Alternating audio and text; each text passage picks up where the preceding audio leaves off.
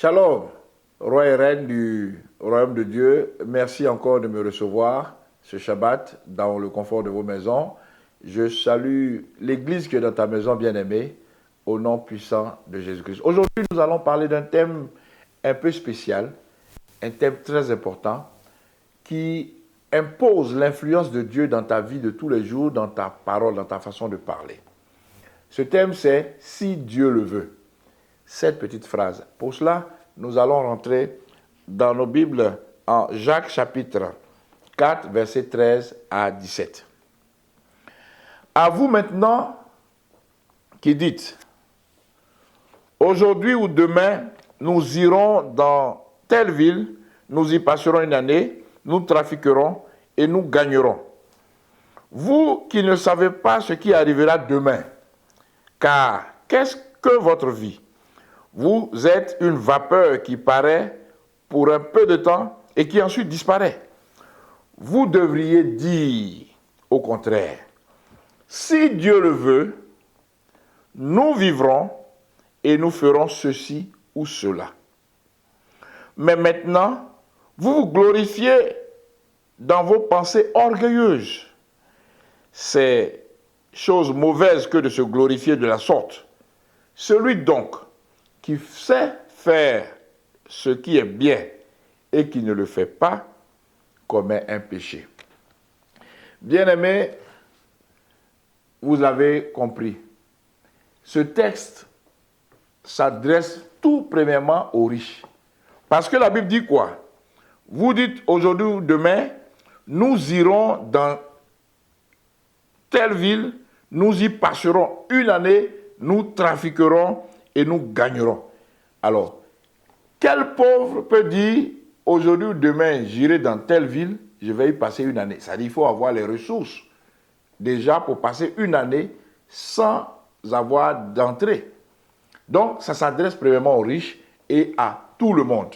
Souvenez-vous que nous sommes dans Rich Ministries, donc notre angle d'attaque, c'est toujours les riches. Et ce sont les riches là qui sont gagnés par ces pensées orgueilleuses.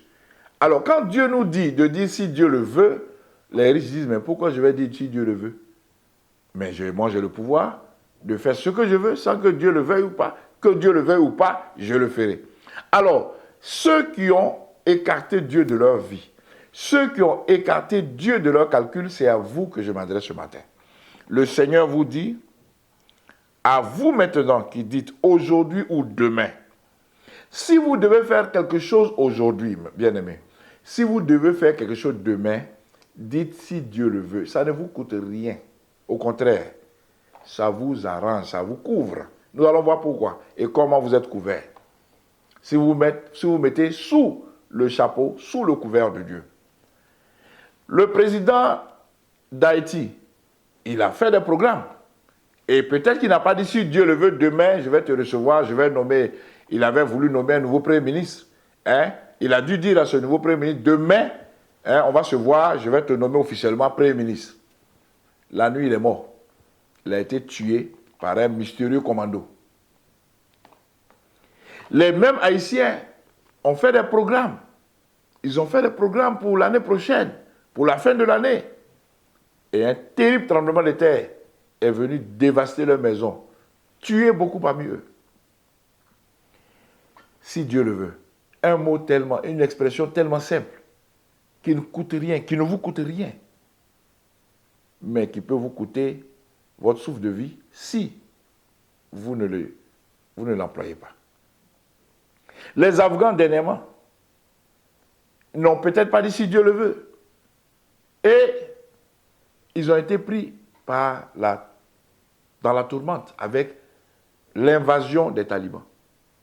On a vu comment le désespoir les a gagnés, comment certains sont montés sur le toit des avions pour pouvoir s'échapper. Et on a vu même les images d'un d'entre eux qui est tombé et qui est mort sur le champ.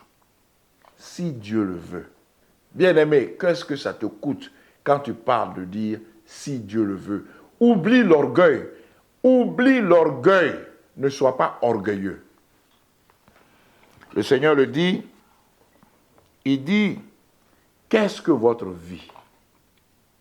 Vous êtes une vapeur qui paraît pour un peu de temps et qui ensuite disparaît. Vous devriez dire au contraire, si Dieu le veut, nous vivrons et nous ferons ceci ou cela. Bien-aimé, que ce soit votre habitude de dire, si Dieu le veut, je vivrai et je ferai ceci et cela. En tout cas, je l'ai appris moi-même et je l'ai essayé de l'apprendre à mes frères et mes soeurs qui m'entourent. Quand ils disent, bon, demain je vais t'appeler, il n'y a pas de problème, j'ai dit, il faut dire si Dieu le veut. Et ils disent, ah, Dieu le veut de toute façon.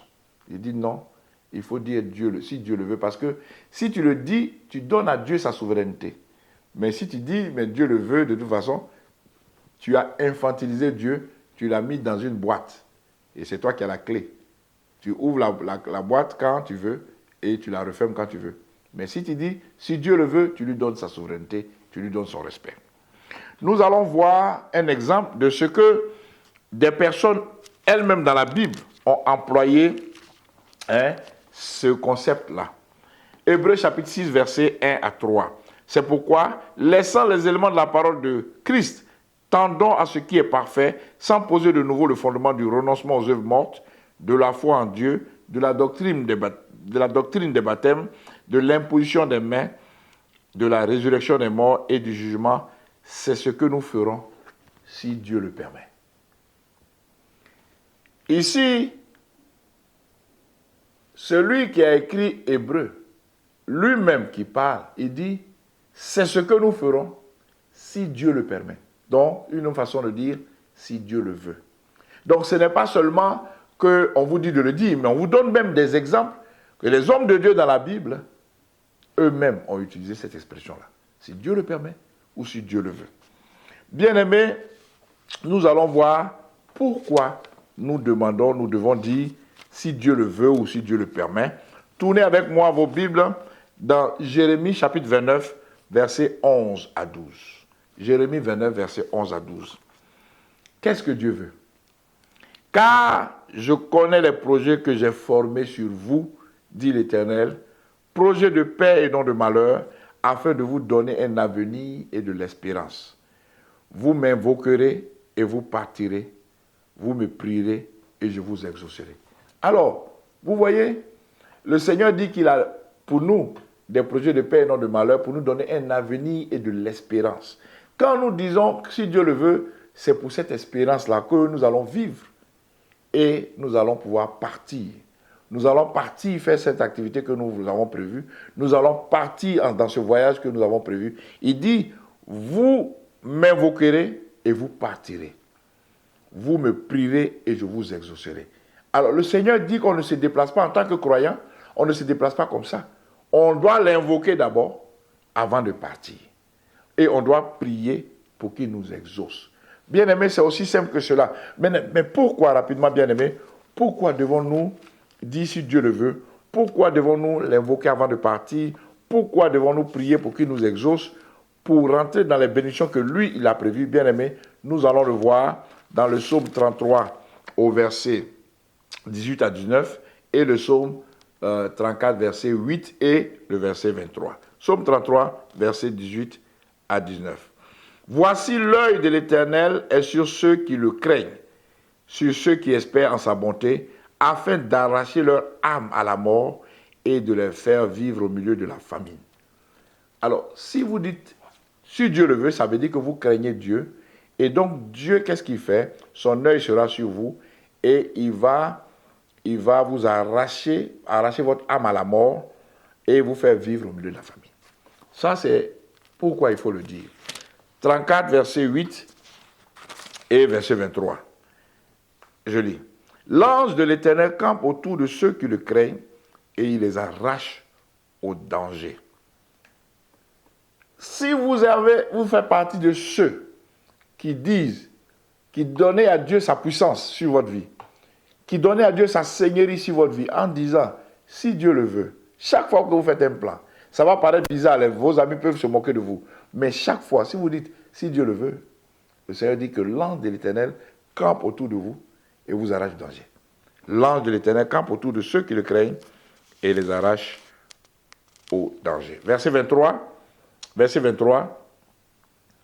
L'Éternel délivre l'âme de ses serviteurs et tous ceux qui l'ont pour refuge échappent au châtiment. Bien-aimés, il n'y a que des bénéfices, que des bonus pour vous. Je prie que tu puisses prendre la résolution aujourd'hui de dire, si Dieu le veut, chaque fois que tu dois partir, chaque fois que tu dois faire un programme avec quelqu'un, dis Dieu le veut, si Dieu le veut, pour que tu sois safe, pour que tu sois en sécurité. Que Dieu te bénisse, les Traot Maranatha.